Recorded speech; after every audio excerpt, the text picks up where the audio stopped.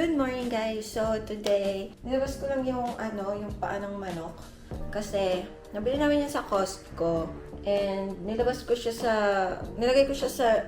sa fridge kagabi para hindi na siya yalong-yalo ngayon. And para mas madali ko siya maluto. Pero yun nga lang, nag-yelo pa rin siya ngayon. Pero nabawasan naman na. Pero buo pa din yung yelo. So, basically, hindi ako makakapagluto kaagad ngayong umaga. Sana pala nilabas ko na lang talaga siya sa fridge. Sana hindi ko na nilagay sa, sa fridge. Diretso labas na. Ha? Sino kagigising na? So, ngayon, parang gusto kong kumain ng,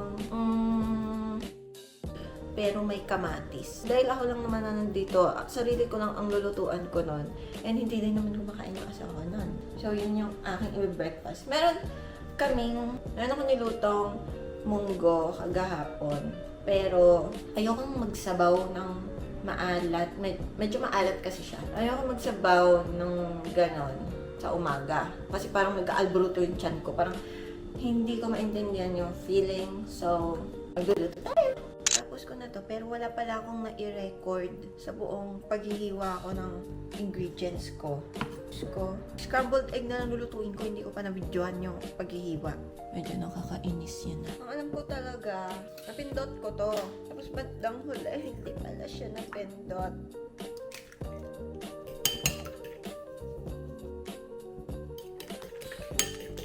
So guys, ito yung ulam ko. Gusto ko yung medyo, yung hindi siya tuyong-tuyo. Ganon. Parang nag-crave kasi ako nito nakaraan, pero hindi ko siya maluto. Kasi, ako lang naman yung kumakain yan dito. Ewan ko si Mami, pero si Bibem, natikman niya na. Pero, I don't know, kakain ulit siya.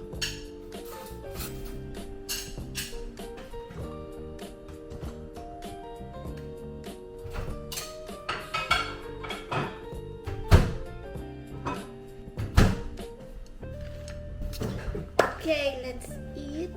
So guys, ang mga pagkain dito, uso dito yung microwave.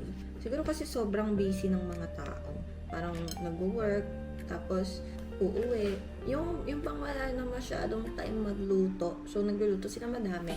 And then after that, ilalagay sa ref, tapos kuha na lang sa ref para i-microwave. So hindi kagaya sa Pilipinas na araw-araw may niluluto kang ulam. Para fresh na bagong luto, ganon.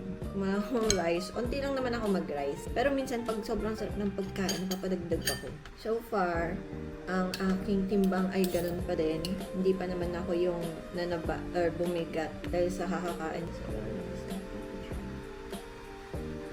Okay, let's eat. Sana hindi siya maalat kasi nagyan ko ng salt yung egg. Tapos nagyan ko rin ng onting salt yung kamatis. Perfect. Sakto lang siya. Hindi maalat. So guys, kakain lang muna ako. And then, update ko kayo ulit namin kung ano pa yung mga gagawin ko. So guys, today, papalitan ko yung screen protector. Galing pang Pilipinas yung screen protector na binili ko. So, pinasabay ko sa mga jersey ni Bibem. So, ngayon, ang problem ko, hindi ko siya maangat kasi ang haba ng kuko ko. Hindi siya maangat. Ay, ayan. Kaso nagka-crack lahat. Kasi barag-barag na siya. Tapos ang tagal-tagal ko pa bago magpalit ng ganito. So ngayon, dahil may time siya, tatanggalin natin at papalitan. See, nakikita nyo ba yung basag niyan? Ayaw kung kita nyo. Pero grabe yung mga crack niya. Talagang, ewan ko ba, ba't ako ganito? So, nagamit ng wet wipes. Ay, dito ko na lang kayo papakita pala.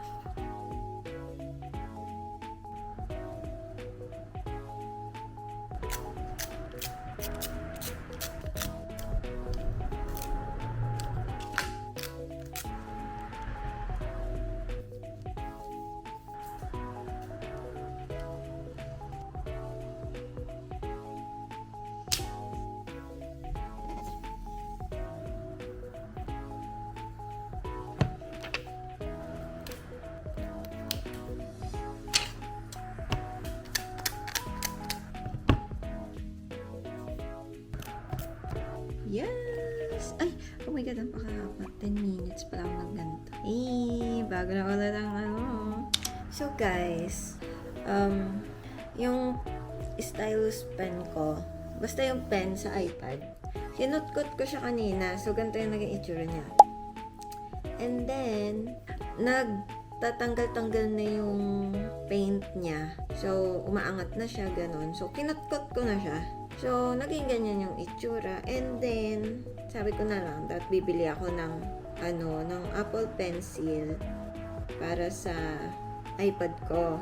Kasi ito, hindi naman to yung Apple Pencil. And, feeling ko kasi okay naman na mag-invest ako kasi laging dito na ako nag-edit sa iPad, hindi na sa laptop. Kasi, parang ang hassle kapag sa laptop. Tapos, medyo mabagal din and masakit sa kamay siya actually. Dahil sa mouse.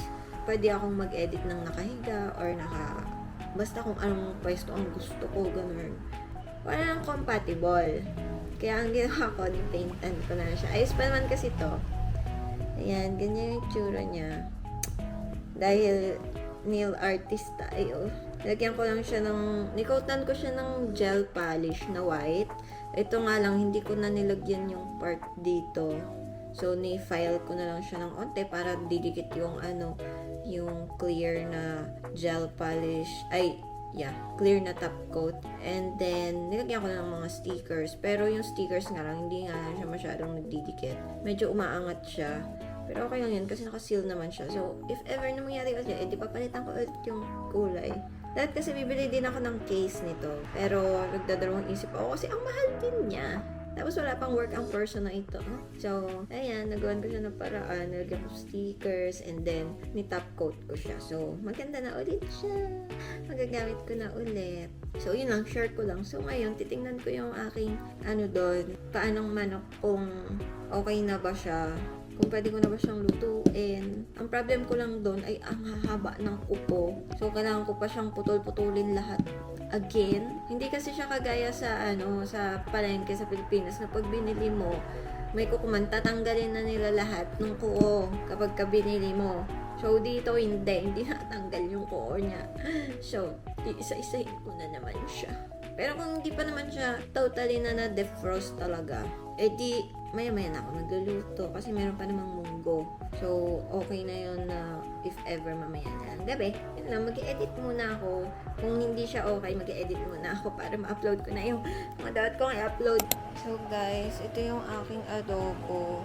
Hindi ko alam kung kulang siya sa toyo or baka antayin ko lang talaga dapat siya na mabawasan yung sabaw para mag-brown pa siya. Pero ayan siya. Tagal ko na hindi ulit nagluto niyan. Ngayon na ulit ako nakaluto. And kailangan mas matagal siyang pakuluan para mas malambot.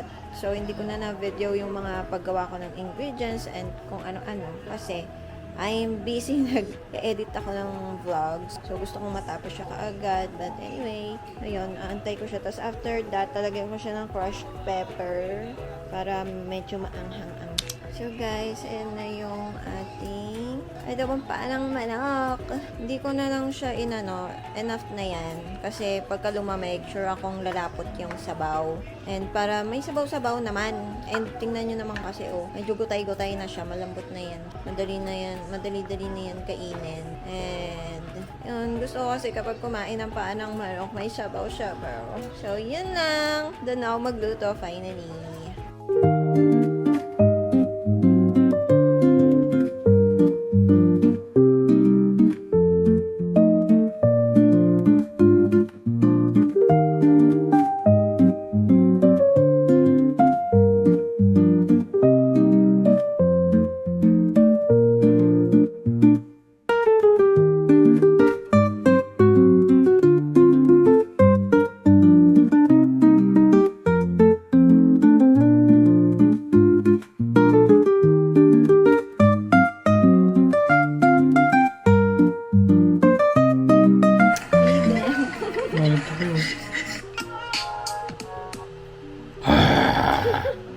Happy Halloween! Ano yan? Hindi naman talaga mayroon magsalta eh. Nagpapanggap lang akong tanga. So guys, ito na yung itsura. Ang gulo ng buhok ko, no? So, nakatapos na ako ng pinapanood naming movie. Ako na lang ang nanonood tayo kasi tulong na yung asawa ko. Sure kung magnood-nood. Nag-edit ako ng video. So, ito yung itsura pala ng mask. pagka yung nagtuyo na, nagki-clear siya. And, i-remove na natin siya. Ang kaibigan, ni-remove ko na. Kasi nakamot na yun. Kasi tulog na nga siya kanina. Super liwanag ba? Para siyang rice paper. Yung itsura niya.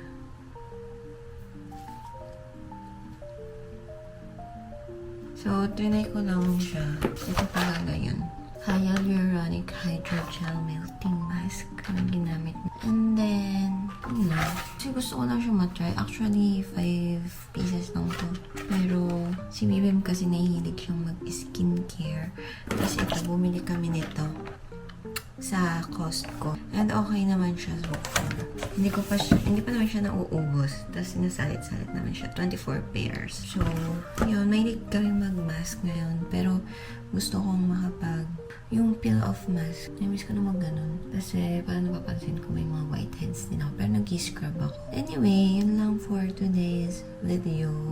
And, yun, hindi ko na video yung pagpunta namin sa Costco. And, yung pagluluto ko ng salmon. And, yung paggawa ng coleslaw na request ng asawa ko. So, hindi ko siya nagawa kasi lubat yung camera. Hindi ko na video, hindi ko na film. Pero yun, I'm so happy kasi happy siya sa nakain niya kanina.